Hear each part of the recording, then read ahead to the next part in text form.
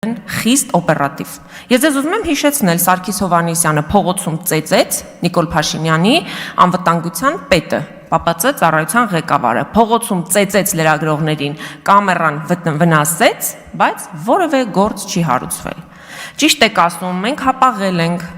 որ էթիկայի հանձնաժողով չենք ստեղծել, երբ որ ազգային ժողովի նախագահ թքեց քաղաքացու վրա, շատ ճիշտ եք ասում, մենք թերաց, այդ դեպքով թերացել ենք։ Մենք շատ դեպքերում ենք թերացել, երբ որ Արթուր Հովհաննիսյանը եկել էր ու իրեն խուլիգանի պես էր պահում Մարդու իրավունքների պաշտպանության հանձնաժողովի նիստի ժամանակ, ճիշտ եք ասում, որ լռեք, որ մենք այդ ժամանակ չենք ստեղծել էթիկայի հանձնաժողով, ճիշտ եք ասում։ Դուք ձեզ կարգիրավիրեք եւ մի ընդհատեք ինձ, այ հիմա էլ եք ձեզ արդեն պահում, ոչ հարիր։ Անջատեք խոսափողը Տիկին Թովմասյանի։ Տիկին Թովմասյան, կարող եք հետևել իմ հրահանգներին։ Խնդրում եմ հարգելի գործընկերներ, դադարեցրեք քննարկումը։ Տիկին Թովմասյան, խնդրում եմ պատգամավորների հասցեին խոսելիս որակումներ, ձևակերպումներ վիրավորական չհնչեցնել